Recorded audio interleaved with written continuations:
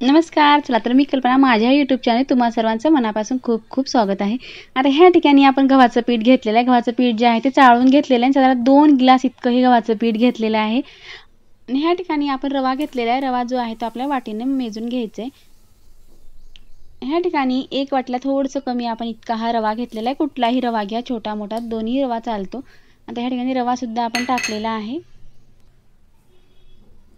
1 चमचा आपण लाल तिखट टाकलेला आहे. लहान चमचा असल्यामुळे मी ह्या ठिकाणी 2 चमचे टाकलेले आहे. तुम्ही 1 चमचा टाकला तरी सुद्धा चालते. हळद टाकलेली आहे, जिरे टाकलेले आहेत आणि मीठ टाकले. लाल तिखट मीठ आपल्या चवीनुसार कमी जास्त टाकायचे.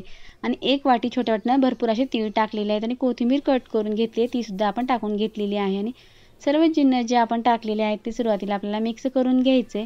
वेगवेगळ्या पद्धतीनं हा पदार्थ बनवला जातो, पण आज अगदी सोप्या पद्धतीने आणि काहीतरी अगदी छान टेस्ट येण्यासाठी आपण केलेला आहे आणि ते सुद्धा तुम्हाला नक्की आवडेल. ते तुम्ही पूर्ण व्हिडिओ पहा, तुम्हाला सुद्धा पाहिल्यावर लक्षात येईल.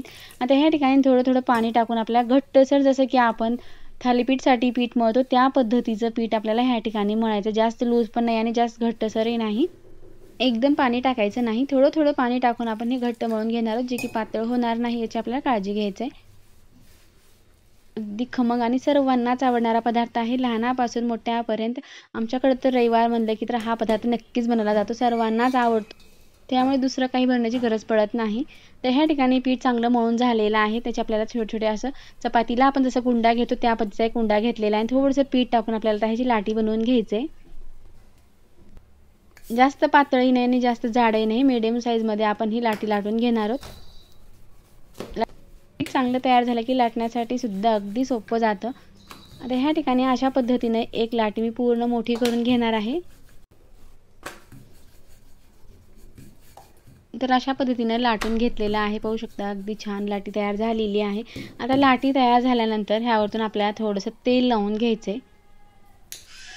पूर्ण लाटीला आपण आता ब्रशने तेल लावून घ्या किंवा हाताने लावलं तरी सुद्धा चालते. अगदी सर्व साईडला लागलं जाईल अशा पद्धतीने आपण तेल लावून घेतलेलं आहे. तेल लावून झाल्यानंतर आता ह्यावरून थोडंसं आपल्याला गव्हाचं पीठ घ्यायचं आहे आणि गव्हाचं पीठ जे आहे ते थोडंसं वरून आपण भुरभुरून टाकलेलं आहे. आता ह्याच चपातीचा आपण आता ह्या ठिकाणी रोल बनवणार आहोत. अशी आपण एक चपाती टाईप बनवून घेतलेला, त्याचा असं मस्त असा एक लहान आकारात गुढी करून त्याला असं दुमटायचं आणि छान असा रोल करायचा. रोल केल्यानंतर एकसारखं असं करून आपण ह्या ठिकाणी एक गोल आकार घ्यायचा आहे. तर अशा पद्धतीने थोडंसं आपण दुमटून गोल घेतलं की थोडं आपण ह्याला सुद्धा आणखीन एक लाटी बनवून घेणार आहोत. हलक्या हाताने आपल्याला ह्या ठिकाणी लाटी बनवायचं, जास्त प्रेस करून आपण ह्या ठिकाणी लाटी बनणार नाहीत, जे की आपल्या ज्यामध्ये घड्या आहेत त्या मोडल्या जातील.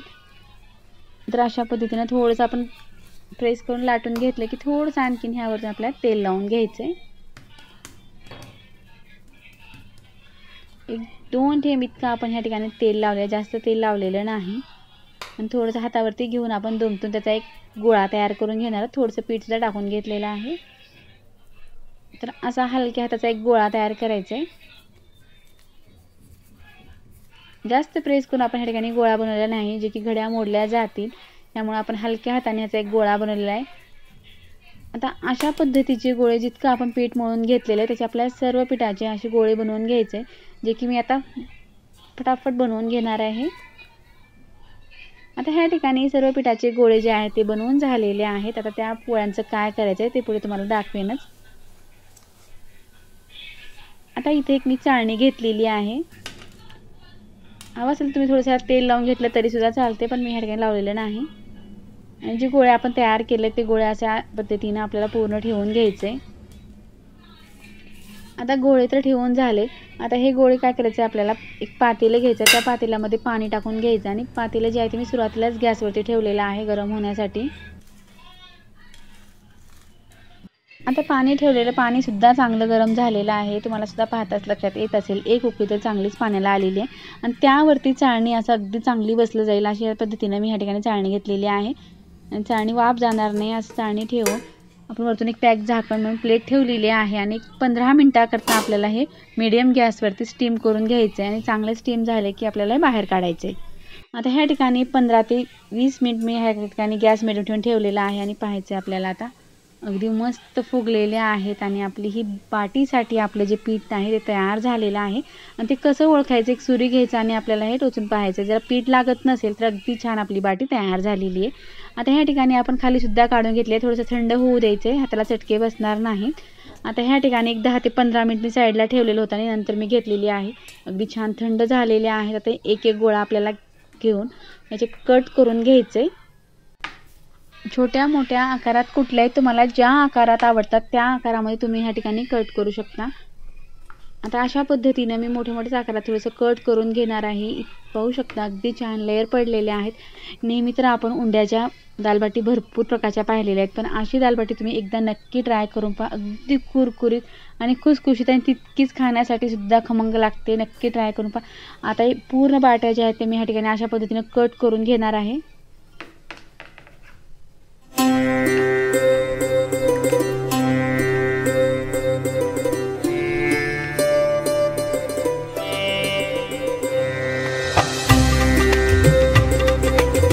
छान आपल्या वाट्या कट करून झाल्या. तुम्हाला सुद्धा पाहिल्यावर लक्षात आले असेल की किती लेअर पडलेले आहेत. आणि गॅसवरती आपण तेल गरम होण्यासाठी ठेवलेलं आहे. तेल चांगलं कडकडीत गरम झालेलं आहे. कडकडीत तेलामध्ये आता हे बाट्या आपल्याला थोड्या थोड्या करून टाकून घ्यायचे. आणि टाकल्यानंतर आपल्याला गॅस मीडियम करायचा, गॅस फुल ठेवायचा नाही. आणि गॅस मीडियम ठेवूनच आपण हे तळून घेणार आहोत, कारण जर फुल करून तळलं तर वरतून तळतील आणि मधून जे आहे ते कच्च्या राहतील. त्यामुळे आपल्याला गॅस मीडियमच ठेवायचं आहे. आता एक 2 मिनिटामध्ये आपल्या पूर्ण बाट्या तळून होणार आहेत. आणि तुम्हाला सुद्धा पाहताच लक्षात आलं असेल आणि तोंडाला सुद्धा पाणी सुटलं असेल, कारण बाटी हे सर्वांनाच आवडते. अगदी छान खमंग वरण आणि वरतून तूप आणि कुस्करून घेतलेल्या बाट्या ह्या कुणाला आवडत नाही, सर्वांनाच आवडतात.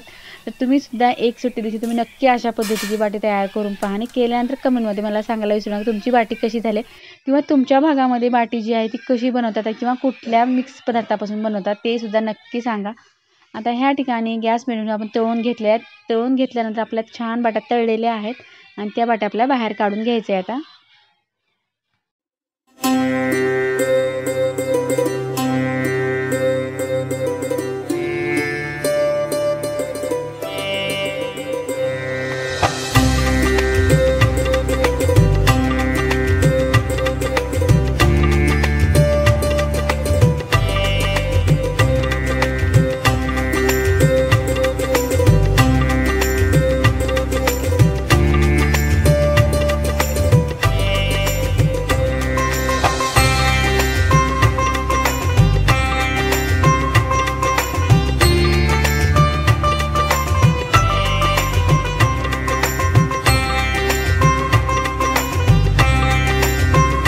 चला, आता सर्व बाट्या ज्या आहेत त्या तळून झालेल्या आहेत, प्लेटमध्ये काढून घेतलेल्या आहेत. खाण्यासाठी आपण सोबत मस्त असं मिक्स भाज्या घालून केलेलं वरण घेतलेलं आहे आणि साजूक तूपसुद्धा टाकून घेतलेलं आहे.